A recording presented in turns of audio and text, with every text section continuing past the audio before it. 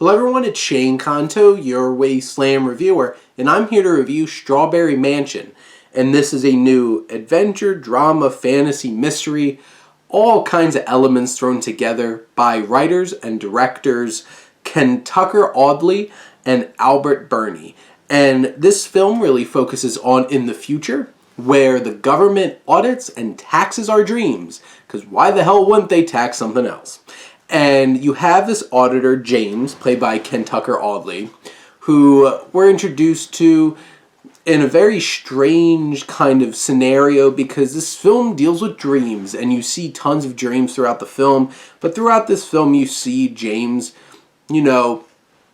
experiencing our economic and societal elements around us, the pressures and trying to convince of consumerism. But then he goes out into the country to this older woman's house and starts auditing her dreams in preparation of the government trying to tax her.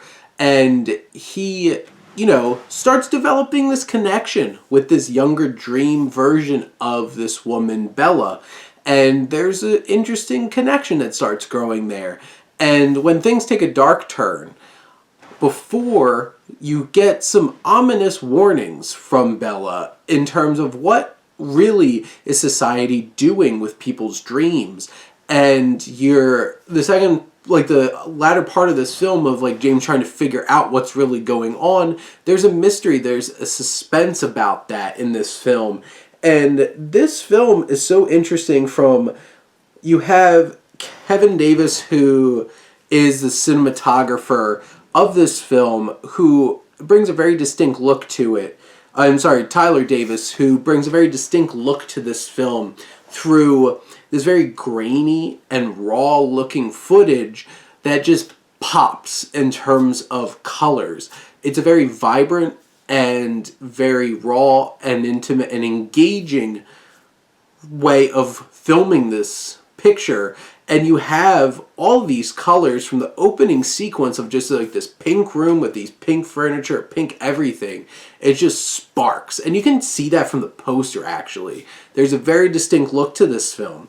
And how they incorporate all the dreams and all the crazy things with the production design, the costume design, all these different characters that get introduced in these dream sequences really shakes things up, and it's entertaining and intriguing and helping you process through a lot of ideas. You have this romance, there's some good chemistry between these characters, and these aren't the most complex characters, but you can feel enough of this connection with them to feel invested.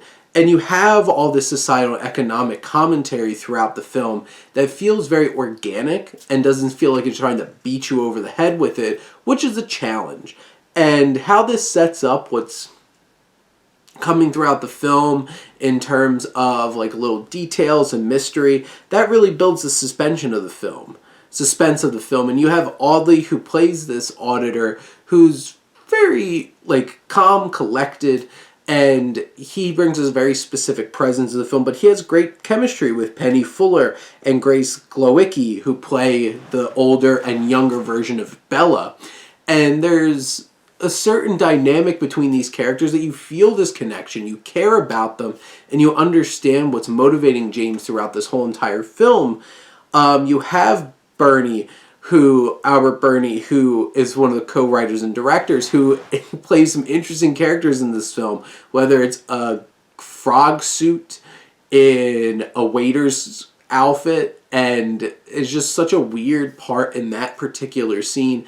But you also unfortunately have reality sets in too in terms of things, but you have Birney playing this frog guy, this big blue demon guy, and he seems to be having a lot of fun. And then you have Birney, who's House of Cards alum and was in Mass recently, who plays the evil son of Bella, who has connections to some of these clandestine and shadowy things going on in terms of what people are doing to manipulate our dreams.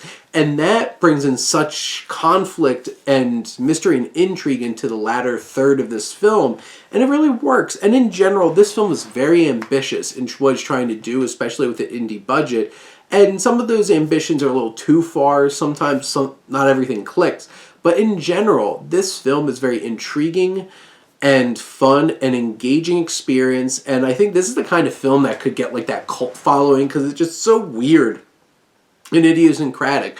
But in the end, this is a really good film. I hope you go check it out when it comes around to you. But those are my thoughts on Strawberry Mansion. Let me know what you think, and let's talk some movies. But thank you as always for tuning in and supporting your Wasteland reviewer.